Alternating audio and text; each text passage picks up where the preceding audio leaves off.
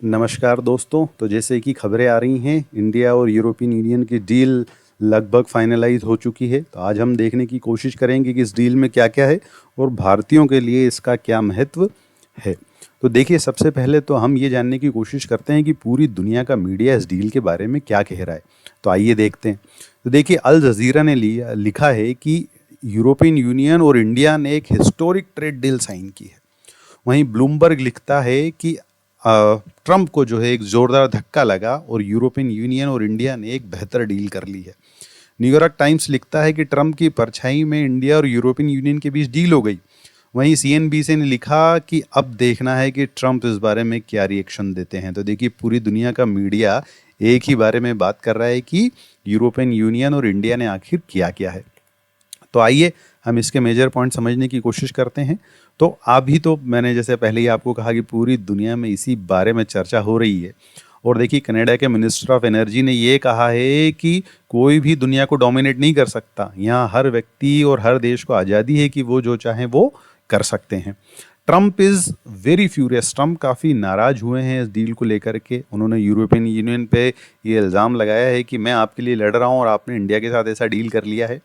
आगे हम देखते हैं तो जो उर्सुला हैं, जो उर्सुला वॉन्डर लेयन हैं, जो कि इंडिया आई हुई हैं, यूरोपियन यूनियन की जो प्रेसिडेंट हैं, उन्होंने कहा कि ये दो बड़े बड़े महान लोगों की कहानी है। और इसी तरह की बात चाइना ने भी कुछ दिन पहले कही थी, जिसमें उन्होंने कहा था कि एलिफेंट और ड्रैगन दोनों डांस कर रहे हैं। उसके साथ में हम देखते हैं कि इस डील को होने में लगभग 20 साल का समय लगा है। 2007 से इस बारे में कोशिश हो रही थी। उसके बाद अगर हम देखते हैं तो इस डील में लगभग 200 करोड़ लोग शामिल हैं। 140 करोड़ जो भारतवासी हैं और करीब करीब 60 करोड़ लोग यूरोपियन यूनियन के 27 देशों से शामिल हैं। और पूरी दुनिया की जीडीपी का लगभग 25% इस डील में शामिल होता है। तो आइए हम देखने की कोशिश करते हैं कि इस डील में आखिर कवर क्या क्या हुआ है। तो देखिए, इस डील में सबसे पहले जो कवर होता है गुड्स और सर्विस। तो फ्री ट्रेड एरिया, यानी कि जो टैरिफ लगता है, यूरोपियन यूनियन का गुड्स अगर इंडिया में आएगा और इंडिया का गुड्स वहाँ जाएगा तो जो टैक्स लगता है उसको लगभग न के बराबर करने की कोशिश की जाएगी। दूसरी कोशिश ये की जाएगी कि डिफेंस और साइबर सिक्योरिटी के मामले में यूरोपियन यूनियन और इंडिया आपस में कॉपरेशन करेंगे और एक दूसरे को सहयोग करने की कोशिश करेंगे। उसके साथ में ये भी कहा गया है कि इजी मोबिलिटी, यानी कि अगर इंडियंस यूरोप में जाकर के उन 27 कंट्रीज़ में जाकर के नौकरी करना चाहते हैं, पढ़ना चाहते हैं या किसी और पर्पस से जाना चाहते हैं, तो इस चीज़ को आसान बनाया जाएगा। आइए हम देखते हैं कि इंडिया को इस डील में क्या मिला हुआ है।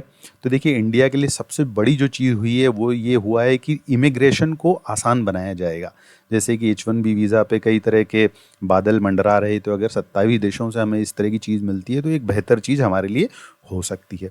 उसके साथ में हमारे पीयूष गोयल जो कॉमर्स मिनिस्टर है, उन्होंने कहा कि 99% ऑफ गुड्स जो कि एक्सपोर्ट किया जाता है यूरोपियन कंट्रीज़ को, जिसमें specially textile, leather, marine products, chemical, James and jewellery शामिल है, उस पे लगने वाले टैक्स को लगभग ज़ीरो या ना के बराबर हो जाएगा इस डील के लागू होने के बाद।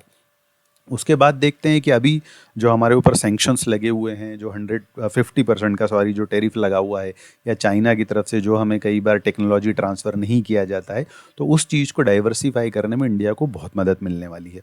इसके साथ में इंडियंस जो यहाँ के जो प्रोड्यूसर हैं, उनको बेहतर मशीनरी, टेक्नोलॉजी और इक्विपमेंट मिलने की पूरी पूरी संभावना बनती है। अब देखिए, यूरोपियन यूनियन को इससे क्या मिला है ये जानना भी ज़रूरी है। तो एक बड़ा मार्केट है इंडिया, 140 करोड़ लोग हैं, यूथ पॉपुलेशन है, कंजम्पशन बेस्ड इकोनॉमी है, तो उनको बड़ा एक्सेस यहाँ पर मिलने वाला है। उसके साथ में देखते हैं तो यूरोपियन यूनियन की उम्मीद है कि 2032 तक जितना भी ट्रेड वो इंडिया में कर रहे हैं वो लगभग 2 गुना हो जाएगा। उसके साथ ही उन्होंने कहा है कि लगभग जो लग्जरी कार्स हैं उस पे जो अभी 110% के आसपास टैरिफ लगता है, इसको धीरे धीरे रिड्यूस करके 10% तक लाया जाएगा। साथ ही जो स्पेशलिटी वाइन होती है वहाँ पर उसके उसके से टैरिफ को जो 150% से घटाकर लगभग 20% पे धीरे धीरे लाया जाएगा। उसके साथ ही पीयूष गोयल ने कहा है कि वहाँ से आने वाली लगभग 97% चीज़ों पे या तो टैक्स फ्री कर दिया जाएगा, ये लगभग उन पे लगने वाले टैक्स को काफ़ी कम कर दिया जाएगा। अब हम देख लेते हैं कि ये कब से इम्प्लीमेंट होगा।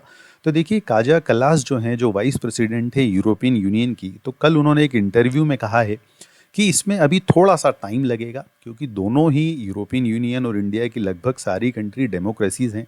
तो उन्हें कुछ परमिशंस की ज़रूरत होती है, पार्लियामेंट के प्रोसीजर्स हैं, रूल्स एंड रेगुलेशंस हैं, उसको फॉलो करने के बाद ही ये लागू हो पाएगी। परंतु उन्होंने कहा है क्योंकि ये दोनों ही के लिए काफ़ी बेनिफिशियल है, तो जितनी जल्दी इम्प्लीमेंट हो सके इसको इम्प्लीमेंट किया जाएगा। तो कहने का मतलब ये है कि ये अभी तक इम्प्लीमेंट हुई नहीं है, परंतु बहुत जल्दी उम्मीद है कि इस तरह की चीज़ें जो इम्प्लीमेंट होते हुए हमको नज़र आएंगी।